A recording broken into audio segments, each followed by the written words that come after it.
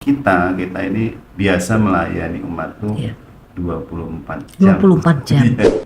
Kadang-kadang kita baru pulang kantor, orang datang untuk konsultasi keluarganya, anaknya, atau bahkan konsultasi tentang pendidikan anaknya. Iya. Jadi hampir saja kefakiran itu membuat orang jadi kafir, ya, jadi ingkar kepada Allah. Maka ya bukan hanya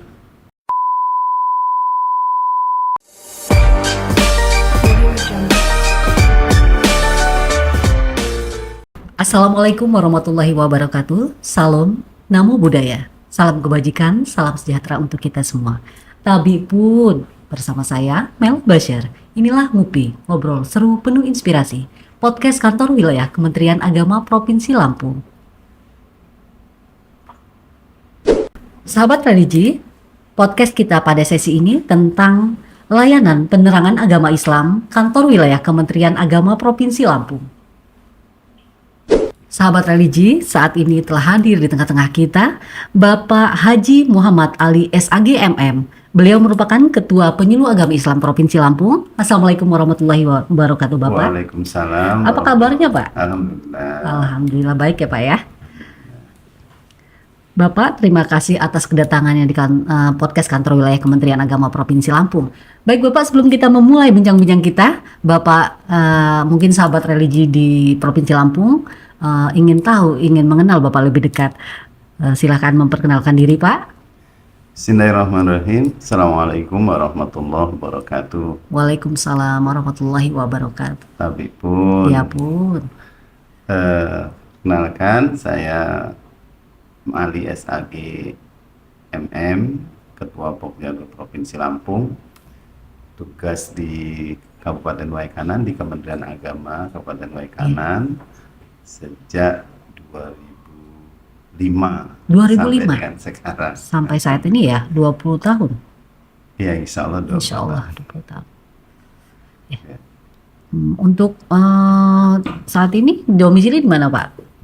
Domisili di Kampung Simpang Asam, Kecamatan Banjit, Kabupaten Waikanan. Di Waikanan ya? Iya.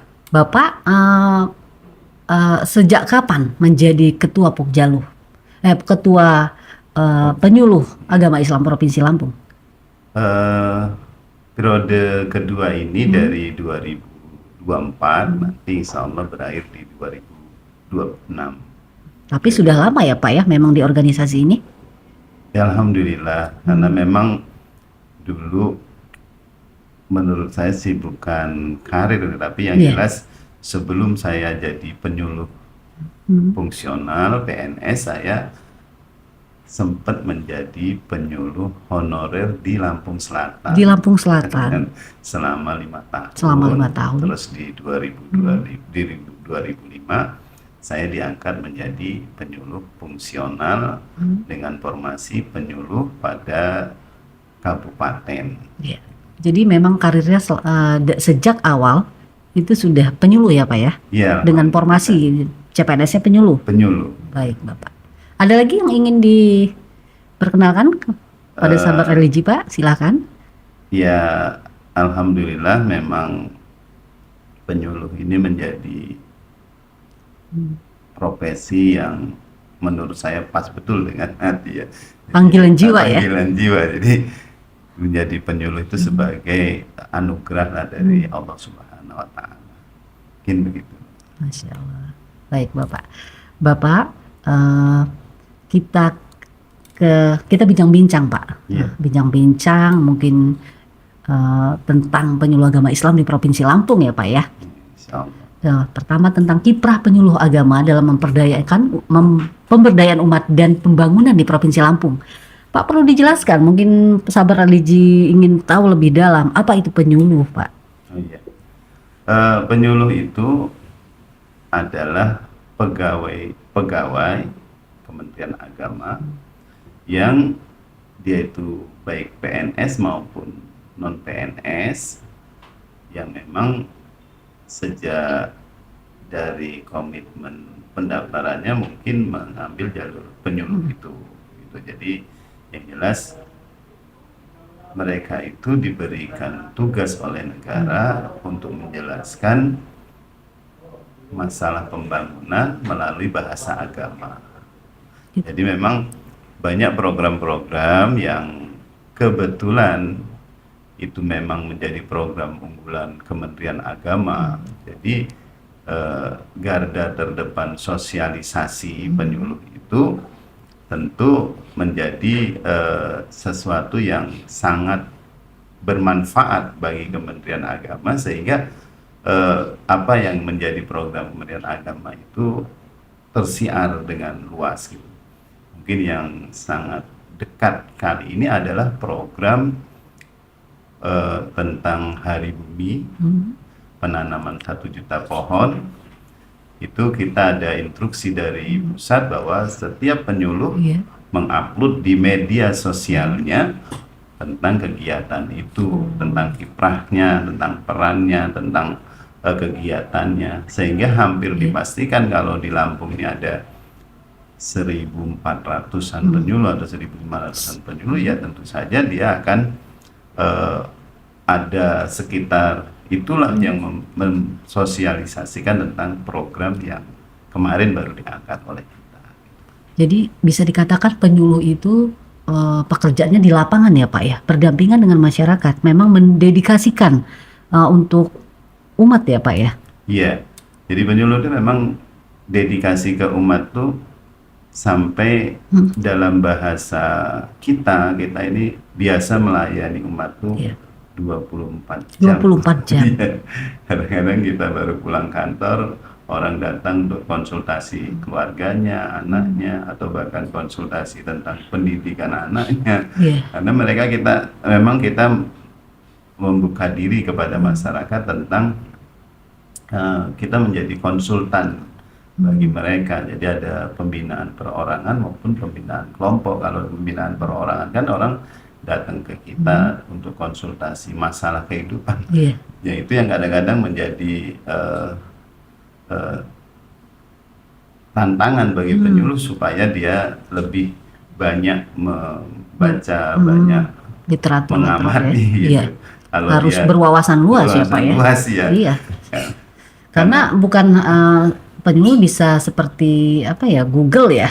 Jadi harus banyak tahu ya permasalahan-permasalahan yang ada di masyarakat sekitar. Iya, kadang-kadang malah bukan hanya masalah agama, kan, masalah ya mungkin kaitan dengan data dia, kependudukan, konsul gimana, atau tentang masalah-masalah ya banyak ya di agama itu, yang mawaris segala macam. Yang jelas penyuluh mendedikasikan diri untuk itu.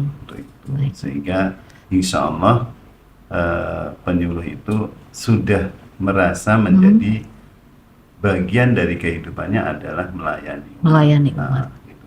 Insya Allah ya Pak. Baik Bapak, untuk tupoksi apa Pak tupoksi penyuluh itu sendiri? Penyuluh itu pada dasarnya diberikan tugas oleh negara adalah melaksanakan bimbingan keagamaan dan pembangunan melalui bahasa agama. Jadi kan kalau orang beragama itu kan punya prinsip hari ini harus lebih baik dari hari kemarin ya. Jadi memang di dalam dunia penyuluh ini, suluh itu kan artinya lampu ya, lampu. Jadi kita punya manajemen di ini, jangan sampai kita menerangi orang lain tapi diri kita kehabisan energi gitu. Maka jadi penyuluh itu kadang harus bernapas panjang, berkekuatan besar super ya. Supaya dia punya energi lebih dibandingkan dengan aktivitas yang dia lakukan. Fungsi-fungsinya juga banyak ya. Ada edukasi keagamaan, kita ada majelis, tempat pembinaan para penyuluh itu di majelis taklim. Jadi majelis taklim itu lembaga non formal, tapi di situ ada kegiatan belajar ya, atau penyuluh itu belajar menyampaikan masalah-masalah agama dari soal fikih, akidah, syariah, sampai akhlak atau soal-soal yang mungkin malah mengarah ke pembangunan gitu. Maka banyak Itu tadi ya harus Heeh. menguasai banyak hal ya. Iya, makanya ada penyuluh itu yang sampai punya Hmm. proyek perhatian kepada ekonomi. Ekonomi juga. Ekonomi juga di Pemberdayaan ekonomi umat ya. Pemberdayaan ekonomi umat. Jadi dia sudah Hmm. mengarah kepada bagaimana meningkatkan ekonomi para jamaah. Karena biasanya kan kalau meruntun dari hadis Rasulullah itu kan kadal fakru ayakuna kufran. Jadi hampir saja kefakiran itu membuat orang jadi kafir ya, jadi ingkar kepada Allah. Maka ya bukan hanya pembangunan mental spiritualnya, tapi juga kalau memang memungkinkan membangun ekonomi mereka, mungkin dengan pemodalan dari dana jis zakat infak Iya. sedekah Pemberdayaan zakat ya. di situ. Jadi memang penyuluh juga harus punya perhatian kepada hal-hal yang mendukung dari tugas dia. Kalau misalnya jamaah masjid diajak mengarah ke mental spiritual saja sementara perutnya lapar, kemungkinan kan banyak penolakan. Betul sekali. Jadi memang tugas penyuluh itu dalam hal ini memang penuh tantangan lah ya gitu. Terus ada juga konseling ya, konseling bagaimana mendapatkan problem solving ya, pemecahan masalah dari setiap masalah yang dihadapi keluarga. Itu biasanya kalau menurut pengalaman saya itu dari hal-hal yang kaitannya dengan keluarga, hubungan suami istri, itu bahkan ada ya hal-hal yang kaitan dengan masa depan anak atau masa depan keluarganya, dan kita bahagia ya bisa bantu mereka memecahkan masalah-masalah yang tentu saja mungkin menurut kacamata mereka rumit, tapi karena kita terbiasa dengan hal itu, jadi insya Allah kita bisa memberikan solusi problem solving terhadap mereka, sehingga mereka ya tidak jarang memberikan nilai lebih lah ke kita dengan penghormatan, dengan penghargaan yang tentu saja ini menjadi pupuk energi bagi penyuluh di antara kelelahannya gitu kan. Terus ada advokasi sosial dan keumatan, ini juga dilakukan oleh penyuluh juga dalam hal bagaimana kaitan dengan hal-hal yang nampak di masyarakat itu, seperti kalau rutin tuh seperti zakat fitrah, besok ini kita ngadepin Idul Adha, ada event motong hewan kurban. Biasanya panitia itu akan merujuk kepada bagaimana cara memecahkan masalah-masalah dari evaluasi tahun kemarin. Pak penyuluh ini gimana gitu. Dan itu memang jadi kita jadi penyuluh itu rujukan masyarakat ya, Pak ya. Perlu jadi catatan itu, kalau misalnya tokoh agama ya dia menjadi, itu disebut tokoh agama ini kan bukan label akademik ya. Dia itu biasanya penyuluh yang sudah jadi tokoh agama, dia akan menjadi rujukan, dan dia masyarakat itu akan percaya sekian persen atau 100% karena di belakangnya ada label Kementerian Agama, ini loh orang resmi yang mengurusi tentang agama gitu. Jadi memang ini terus terkait dengan pemberdayaan umat, terkait dengan kelompok binaan majelis taklimnya, dan yang paling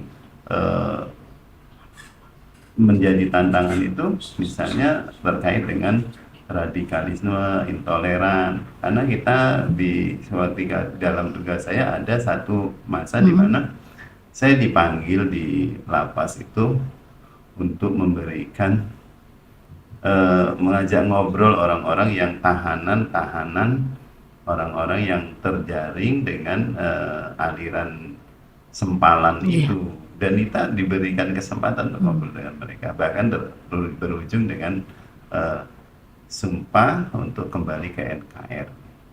Ini memang luas betul. Berat sebenarnya tugasnya ya Pak ya. Agak ya berat memang terkait dengan ini, karena kita juga kan kalau misalnya kemarin bulan puasa saya dapat tugas di lapas itu sholat isya, terus kultum, ceramah, terus langsung mimpin sholat tarawih gitu. Kan suasananya beda ya, Iya. karena di belakang kita orang-orang yang kebetulan secara di negara itu menjadi orang yang sedang dalam pembinaan negara kan gitu. Artinya kita juga Bisa perlu dikatakan bermasalah ya iya Pak ya? masalah, maka kita perlu memotivasi mereka supaya jangan putus asa untuk meraih eh, ampunan Allah, terus semangat nanti keluar dari masa hukuman itu juga kan akan banyak Beradaptasi. tantangan, karena tidak Terutama semua penerimaan masyarakat ya. penerimaan masyarakat itu penting. Boleh jadi orang kembali kepada kejahatannya karena masyarakat tidak mampu menerima. Nah, Padahal masyarakat sudah sudah negatif ya Pak. negatif, dan itu pengaruh. Hmm. Tapi kalau misalnya dia sudah punya keyakinan bahwa ada yang tidak bisa dibohongi dalam kehidupan ini adalah catatan Allah. Iya. Dan kalau catatan Allah itu dalam bahasa agama la tudrikul absar wa huwa yudrikul absar wa huwa latiful khabir. Allah itu latif, maha halus penilaiannya. Jadi ngelihat masalah itu sampai sedetil mungkin itu, sedetil-detilnya sehingga Allah tahu apa yang disudur di hati kita itu gitu. Jadi nah kalau sudah punya keyakinan seperti itu insya Allah tidak ada kesulitan. Tapi kalau memang masih proses, makanya di lapas juga diadakan pembinaan rutin ya. Ada lapas wanita itu Pokjalu beserta Ifar itu rutin di hari Senin dan Selasa di lapas wanita di WWI. Terus masing-masing lapas itu di Lampung Utara, di Metro, terus di Waikanan itu pembinaan rutin itu juga itu. Dan ini menjadi tantangan tersendiri ya karena kita ini kadang-kadang merasa ternyata kita ini ya menghadapi orang yang statusnya masih dalam pembinaan dan kita juga harus bisa mengambil hati mereka supaya mereka punya kesemangatan. Baik Pak. Untuk pertanyaan selanjutnya itu siapa saja yang bisa menjadi penyuluh agama Pak? Pada dasarnya kalau di regulasi itu penyuluh agama itu ada yang PNS atau pegawai negeri yang ditugaskan oleh Kementerian Agama, biasanya ada formasi untuk penyuluh agama. Kayak kemarin kita kayaknya ada sekitar 20 ya yang untuk penerimaan PNS kemarin tuh jadi penyuluh agama. Itu ada juga yang non PNS. Jadi non PNS itu memang kemarin ada di sekitar 2019-an kita ada perekrutan tenaga penyuluh honorer. Waktu itu kalau di masing-masing kecamatan di Waikanan itu 8 orang per KUA itu. Jadi Per memang KUA ya? per 8 KUA, orang itu per KUA. Dan mereka itulah yang ditugaskan membantu kerja di KUA itu. Jadi di KUA itu yang rutin itu ada bimbingan perkawinan. Jadi kalau orang mau binwin ya. Binwin. Oh iya singkatannya binwin ya. Jadi kalau bimbingan perkawinan itu mereka laksanakan untuk calon pengantin yang sudah akan melaksanakan pernikahan. Dan itu penting gitu. Karena memang kaitan dengan berumah tangga ini rata-rata calon pengantin itu ya kondisinya masih nol atau masih dari Belum tahu ya Pak ya. karena masih awal kan untuk menjadi Pembina rumah tangga. pembina rumah tangga itu. Jadi memang mereka ditugaskan untuk itu. Selain itu juga mereka ditugaskan untuk membina majelis taklim yang tentu saja majelis taklim itu disitulah kita kesempatan memperkenalkan Kementerian Agama, memperkenalkan program-programnya, memperkenalkan apa sih capaian-capaian yang diinginkan oleh Kementerian Agama kepada masyarakat sehingga masyarakat ini menjadi masyarakat yang bersikap bukan ingin benar sendiri tapi malah menjadi masyarakat moderat gitu kan gitu. Menjadi umat yang wasatiyah ya, yang tengah-tengah gitu kan. Dan ini memang tantangan sendiri gitu. Bapak menurut Bapak, apakah jumlah penyuluh yang ada di kecamatan-kecamatan itu sudah mencukupi atau memang masih kurang? Melihat tantangan yang ada di masyarakat, Pak. Permasalahan-permasalahan yang ada di masyarakat. Jadi kalau melihat objek penyuluhan tuh dari mulai lahir, terus lahir itu kan ada kaitan dengan pemberian nama, ada akikah, ada walimatul tasmiyah ya. Terus kalau dia itu ada hitan itu ada walimahnya juga, terus menikah itu walimatul urus itu. Terus kalau ada kegiatan event-event agama misalnya maulid, rajab, segala macam terus tambah lagi dengan kegiatan-kegiatan ini. Rata-rata kan kalau misalnya 8 itu, terus di Kecamatan Banjir itu 20 desa. 20 desa. Jadi kalau seandainya 8, hampir satu orang tuh megang 2 positif, ada yang 3. Sementara jarak kan kita beda ya geografisnya ya. Kalau di metro itu sekitar 20 km persegi lah Untuk ya. satu kecamatan. Satu metro kan sekitar itu kan. Tapi kalau di Waikanan itu lebih luas ya. Lebih luas gitu. Jadi terus ada resiko juga kan, resiko keamanan. Jadi memang ada tantangan lah, dan saya pikir ya masih butuh lah ya untuk sekitar. Jadi memang untuk jadi sampai kepada ideal itu ya idealnya satu kampung itu kan ada beberapa dusun. Ya, dari dusun itu juga jaraknya jauh-jauh juga gitu. Artinya kalau menurut ideal ya satu kampung satu penyuluh saja. Ya. Seperti konsep Babinsa. Harapannya ke depan itu bisa terpenuhi ya Pak ya. Amin. Bapak, kedudukan penyuluh sendiri di masyarakat seperti apa Pak? Kalau penyuluh ini kan ada yang berangkat dari seorang yang sudah punya tempat di masyarakat, mereka menjadi tokoh lah ya di masyarakatnya. Tapi ada yang memang ya harus diakui penyuluh juga harus mengasah juga untuk. Berarti tidak semua penyuluh ya Pak ya? Iya, tidak semua penyuluh itu siap untuk diterima masyarakat ya, dekat dengan masyarakat lah. Iya, dekat dengan masyarakat, diterima masyarakat. Dan masyarakat ini kadang lebih kejam dari ibu tiri. Mengapa seperti itu Pak? Ya kan masyarakat ini nggak bisa. Kita misalnya, saya penyuluh, saya jadi tokoh agama gitu. Jadi masyarakat, siapa sih itu kan gitu. Jadi memang harus menunjukkan keistiqomahan, menunjukkan keademan ya Pak ya. Iya. Harus adem lah Iya, keademan harus bisa menjadi panutan. Jadi kan kompleks. Perlu perjalanan panjang untuk menunjukkan itu semua ya Pak. Kalau misalnya ketika di masyarakat ketika kita bilang udahlah Mas nggak usah tampil, jadi kan langsung down ya. Itu memang tantangan. Tantangannya. Artinya tidak mudah. Kalau menurut pengalaman saya tinggal di kampung yang baru. Kebetulan saya ditugaskan di kampung yang bukan tempat tinggal atau tempat lahir saya. Itu saya butuh 3 tahun untuk penyesuaian. Untuk bisa dilihat di masyarakat. Bisa diakui, bisa diterima ya Pak. Bisa jadi panutan. Bisa jadi panutan. Apa Pak tantangan terbesar di awal-awal karir menjadi penyuluh?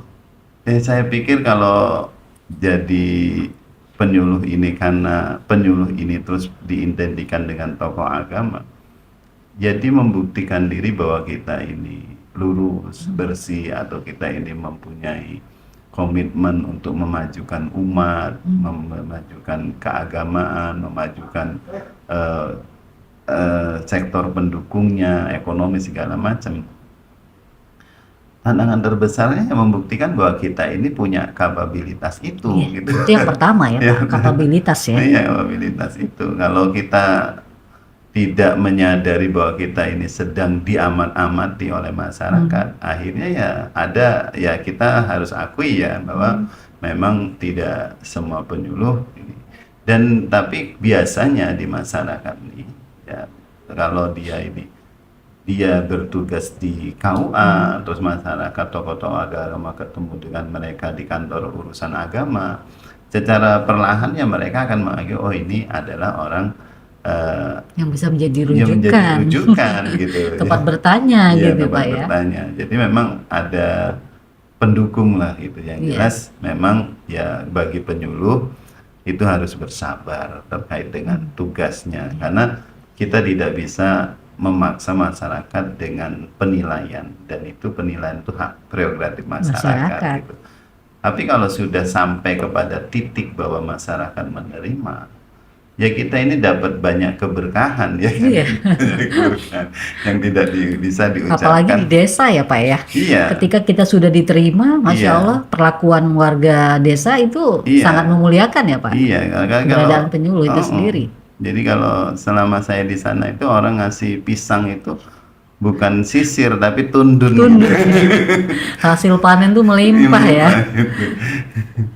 Jadi memang itu keberkahan, dan itu prosesnya lama.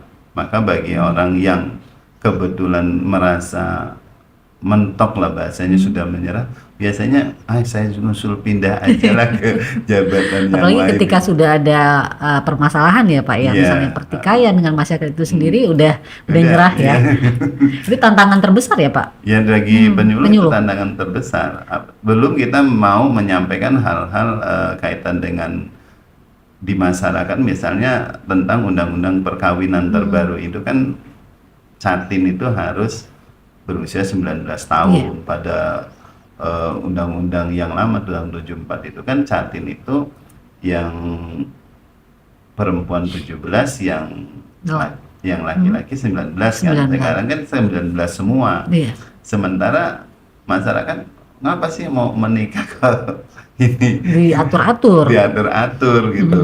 Jadi memang kita perlu menyisipkan kebijakan pemerintah yang di event-event mungkin formal ataupun tidak formal, bahwa kita undang-undang sekarang ini berdasarkan penelitian, kajian bahwa pernikahan ideal sekarang ini di umur 19 tahun untuk baik yang laki-laki laki-laki maupun perempuan itu.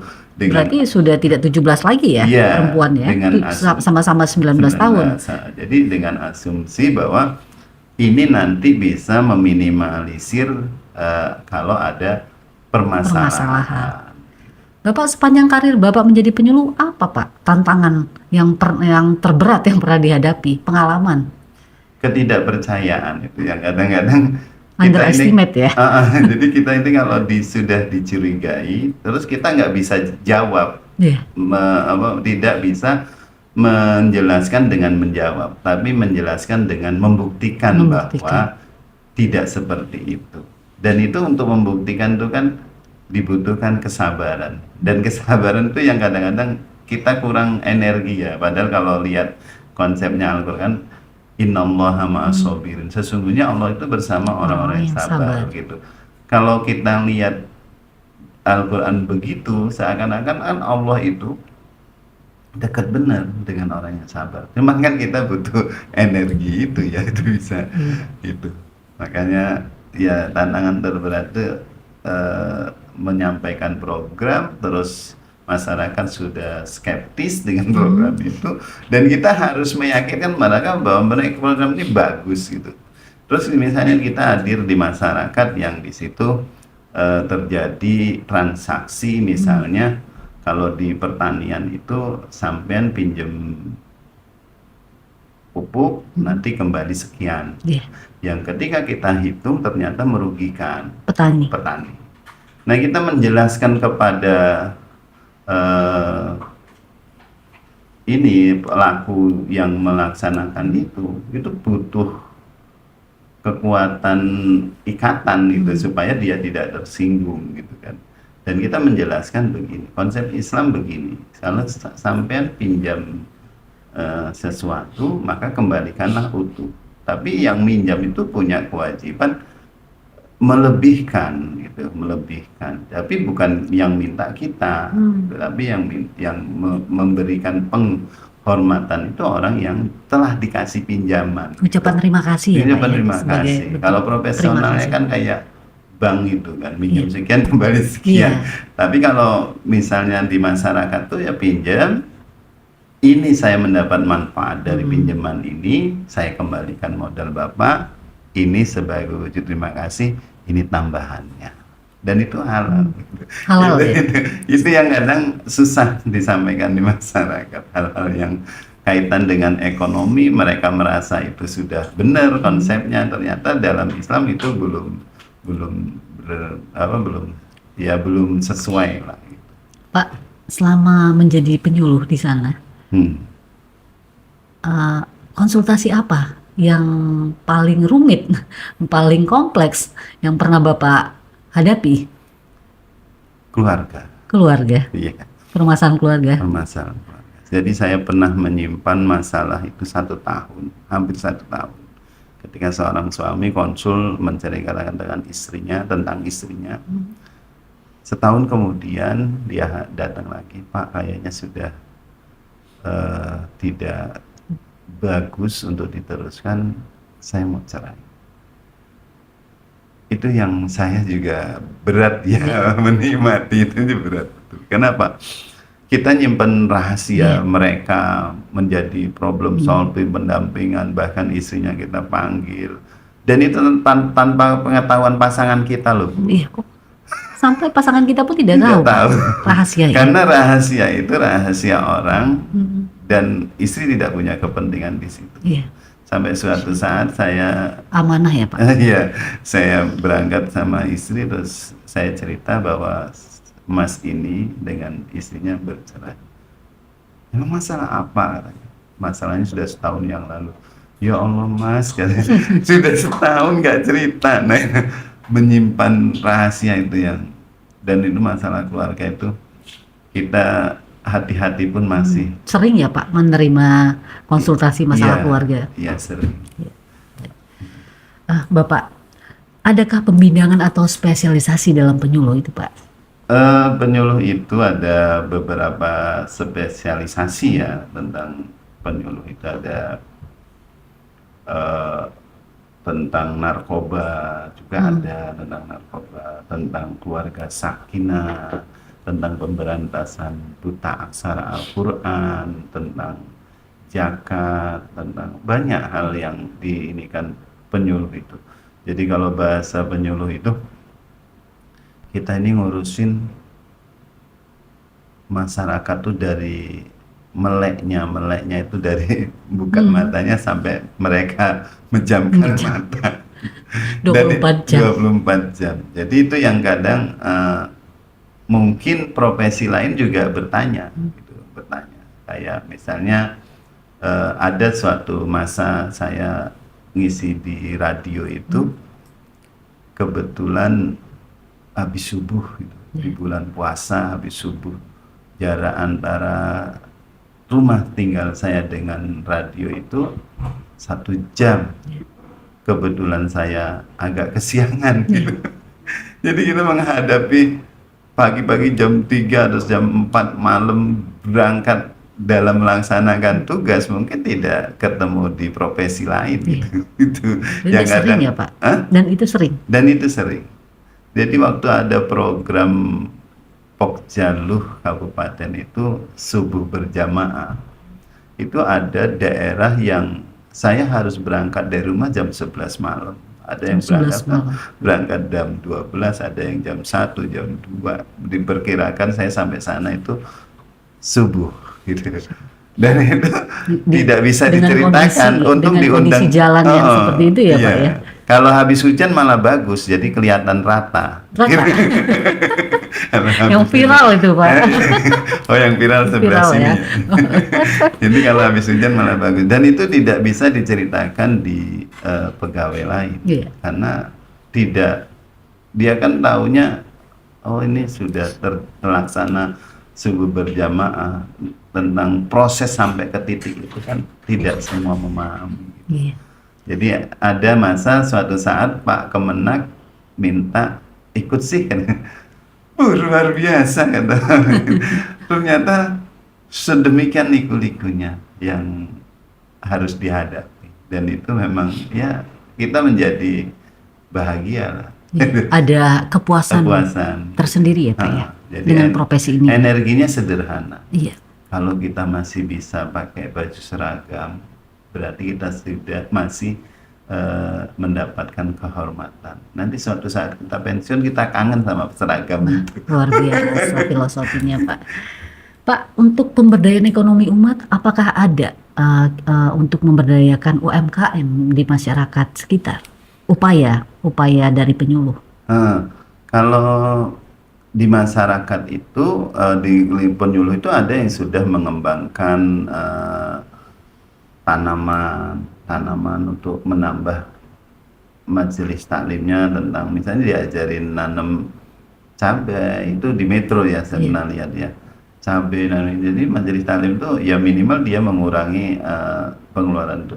Kalau saya sendiri itu saya ada binaan itu pedagang kecil di sekolah-sekolah itu yang kita kasih modal dari 500.000 lunas, dibayar selama 10 bulan, nanti kalau sudah lunas kita tambah lagi 750.000, bayar lagi 10 bulan lunas kita tambah 1 juta, itu sampai 2 juta gitu kan.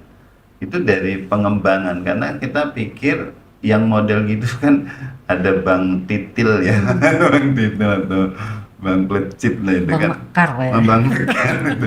Dan itu menjadi problema sendiri, dan itu menjadi problema yang kadang-kadang menjadi orang tuh bisa putus asa. Jadi, Banyak ditemukan permasalahan itu, Pak. ya rata-rata ya itu tadi sesuai dengan hadis Rasulullah itu bahwa hampir-hampir ya kefakiran, ketidakpunyaan itu membuat orang tuh kafir ya. Karena memang kita amati ya di satu tempat, kalau dia itu sudah miskin, biasanya dia juga miskin ibadah juga gitu. Jadi yang males ke masjid itu biasanya orang yang nggak punya, gitu kan. Jadi seakan-akan menandakan, aduh kehidupannya itu sudah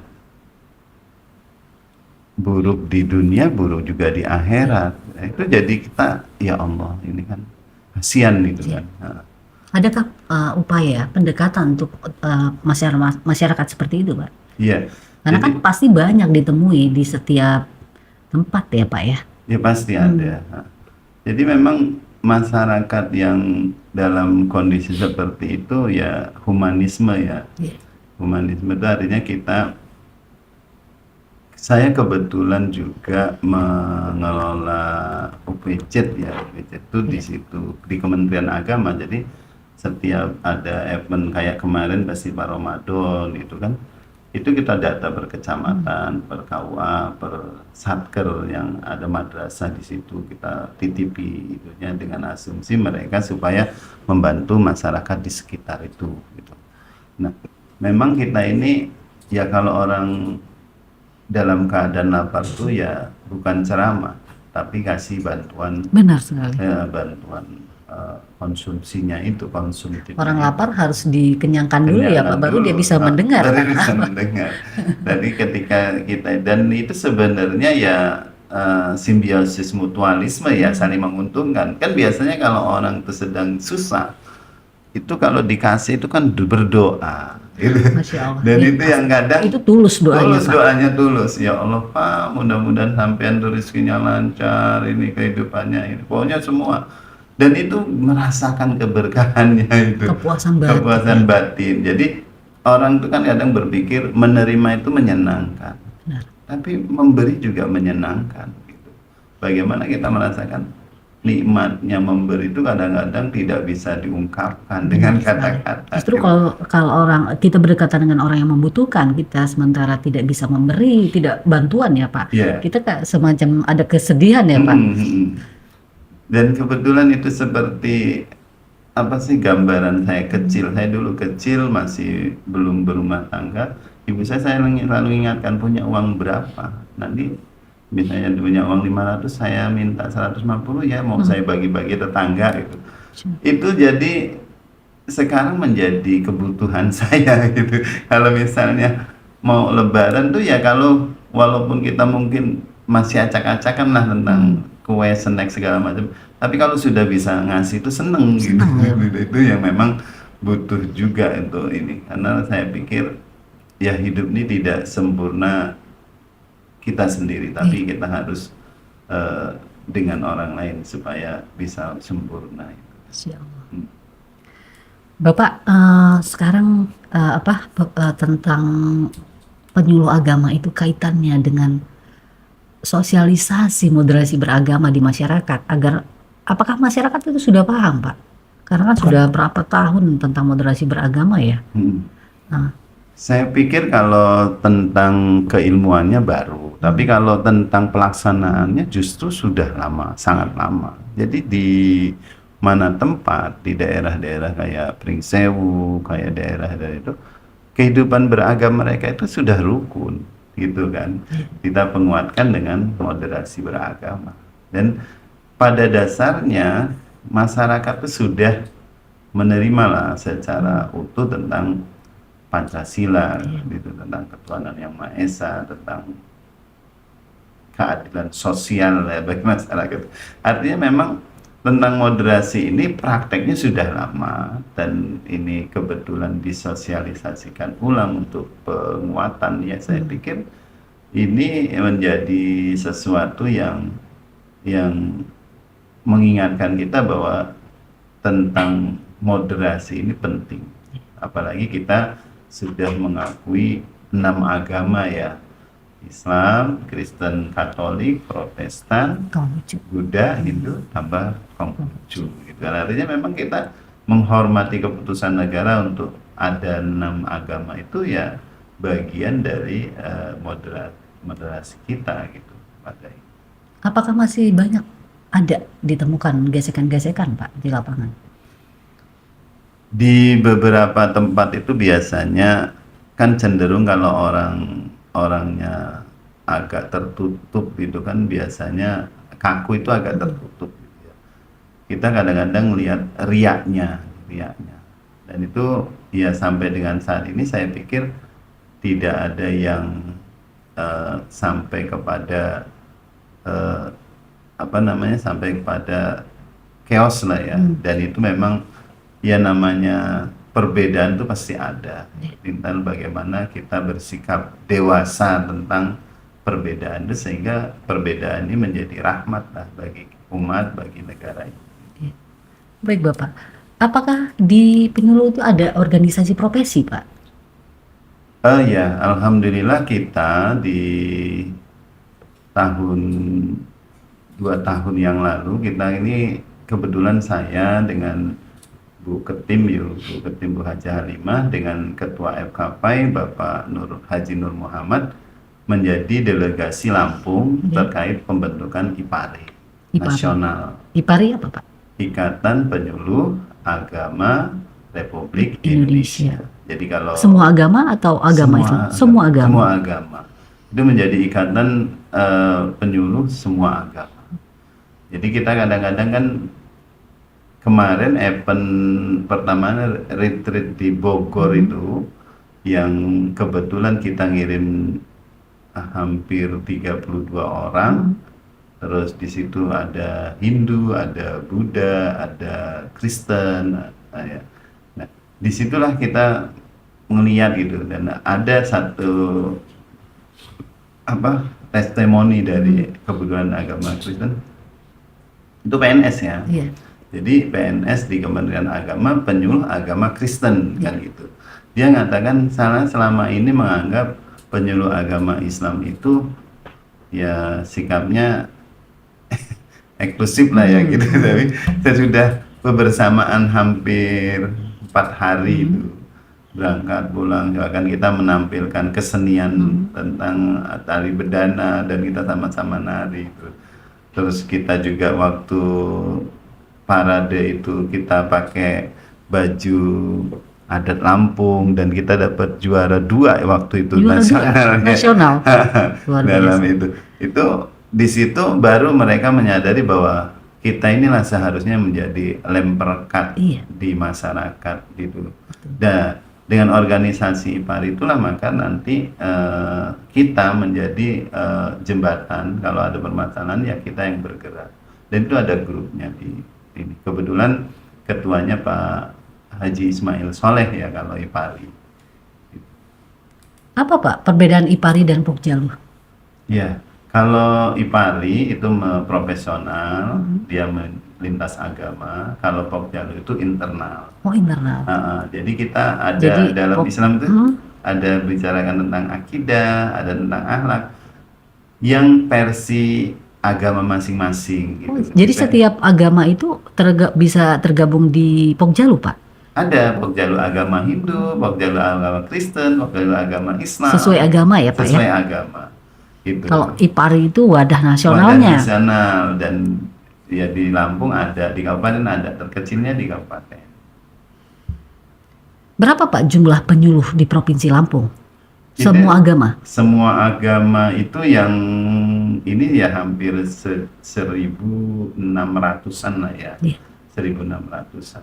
Itu yang PNS atau PNS non Semua, PNS? semua Oh, PNS, semua ya? PNS. Kalau Islam sendiri kan hampir 1.400-an. 1.400. Ah, Apakah apa hubungan Pokjalu sama IPARI itu, Pak? ya, yang menjadi kebahagiaan bahwa lahirnya IPARI itu dibidani oleh penais ya, bidang penais di pusat Iya. itu. Jadi ini kan anak terbongsor gitu ya. Islam itu kan menempati umat terbesar, terus membuka diri sehingga menjadi jembatan untuk lahirnya IPARI. Itu sikap toleran luar biasa sehingga merangkul semua agama. Dan itu. Jadi memang Kasubdit Penerangan Agama Islam itu waktu dua Pak Haji Amirullah mencetuskan supaya terbentuknya IPARI. Kebetulan ya memang dibidangi oleh Kasubdit Penais Agama Islam itu. Untuk struktur kepengurusan IPARI dan Pokjalu itu apa? Dia strukturnya Pak dari pusat hingga daerah itu apa saja? Jadi kalau misalnya di Pokjalu ya, di Pokjalu itu kan kita ada Pokjalu provinsi, ada Pokjalu kabupaten kota, yang menurut KMA terbaru itu ketua, wakil ketua, terus bidang-bidang ada 3, terus berikutnya anggota ada 10 ya. Kalau IPARI dia agak lengkap karena memang organisasi profesi ya, maka dia agak lengkap, ininya hampir 40-an. Kebetulan dari Lampung untuk pengurus PP IPARI saya termasuk yang di PP IPARI-nya gitu. Kiprah IPARI itu apa Pak? Kiprahnya selama Kiprahnya, alhamdulillah sudah menjembatani kegiatan lintas agama. Ya, lintas agama salah satunya retreat nasional itu terkait dengan moderasi, terus ada juga kegiatan kampung moderasi. Kampung moderasi itu menempatkan sampai ke tingkat kabupaten. Biasanya di tingkat kabupaten itu diadakan di kecamatan dengan melihat kampung itu yang paling heterogen ya, dari segi pemahaman agamanya gitu.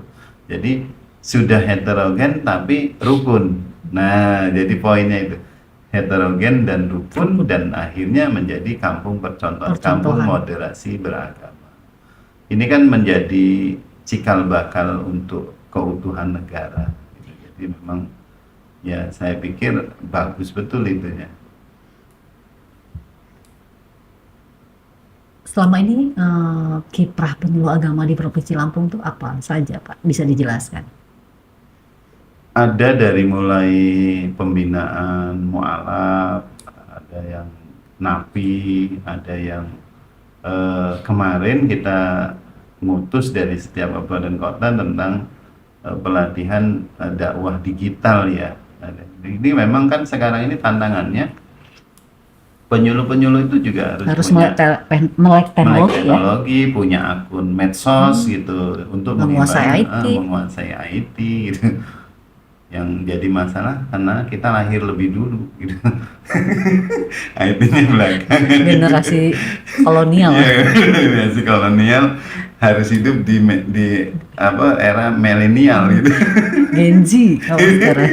Sekarang Gen Z ya, jadi memang ini tantangan. Tapi memang ya penyuluh memang harus terus bergerak karena kalau Beradaptasi ya. beradaptasi supaya tidak ketinggalan zaman gitu kan. Kalau mau minjam istilah Pak Puji, Pak Kanwil Puji, saat ini kita hidup itu di dunia digital.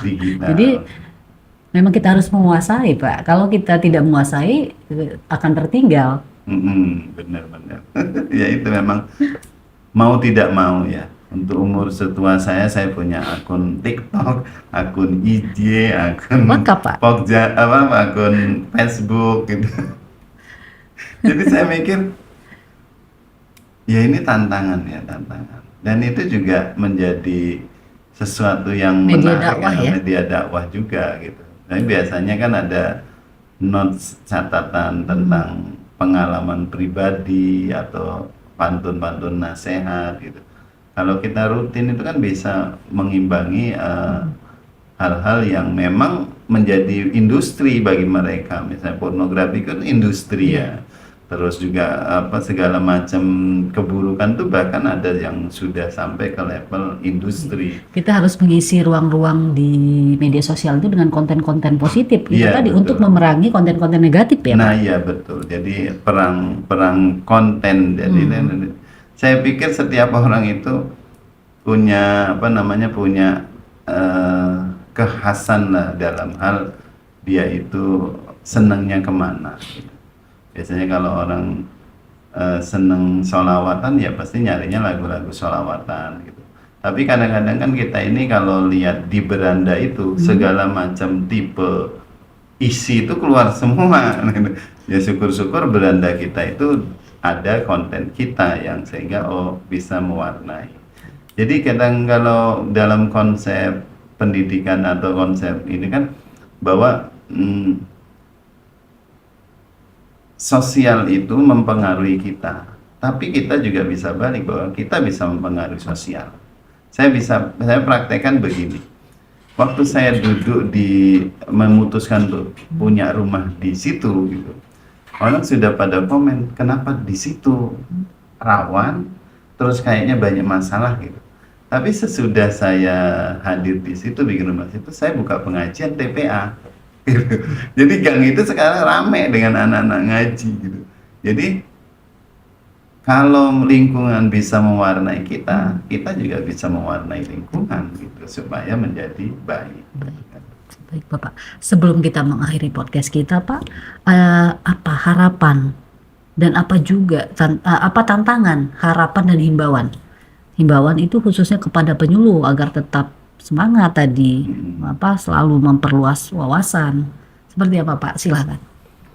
Ini ada untuk penyuluh ya, untuk menyuluh bahwa kita harus terus belajar, bergerak, menambah wawasan sehingga kita menjadi penyuluh yang up to date ya, yang tepat untuk menyelesaikan masalah. Apalagi kita sekarang ini di zaman kita itu nyari informasi lebih mudah gitu. Jadi bagi penyuluh saya pikir tidak ada halangan.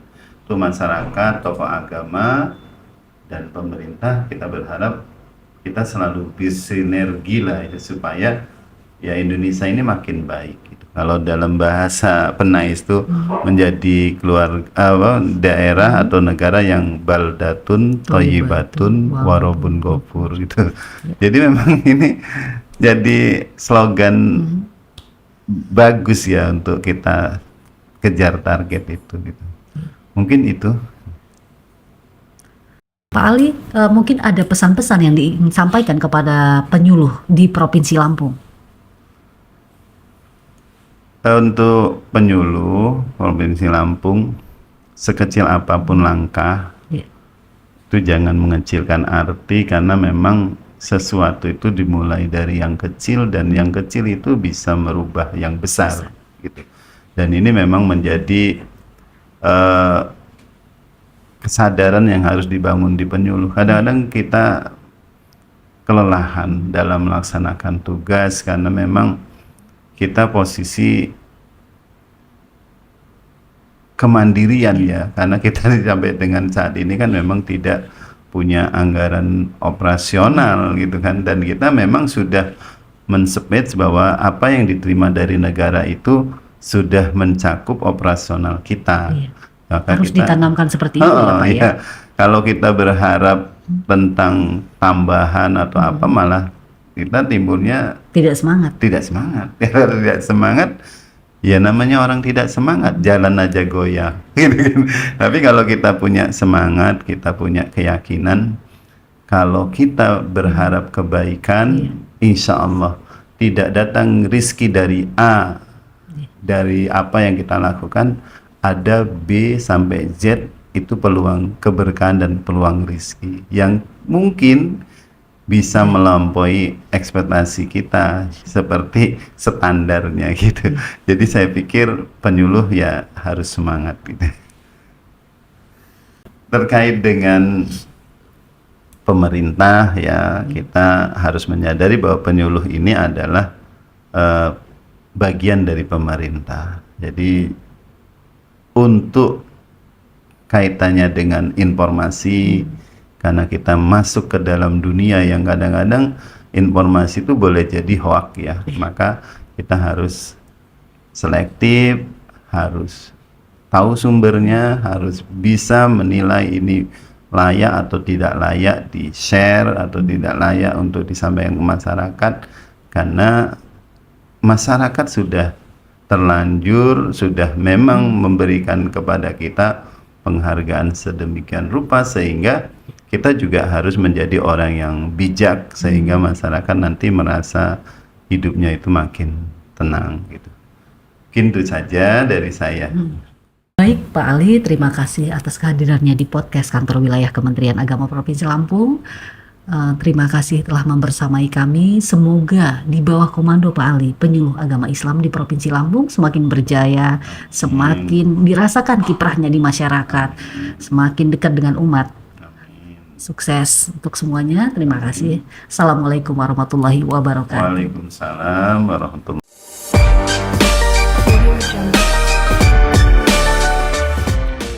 Terus saksikan Ngupi, ngobrol seru penuh inspirasi. Podcast Kantor Wilayah Kementerian Agama Provinsi Lampung. Jangan lupa like, comment, and subscribe. Terus saksikan kami di episode selanjutnya yang tentunya tidak kalah menarik. Wassalamualaikum warahmatullahi wabarakatuh. See you.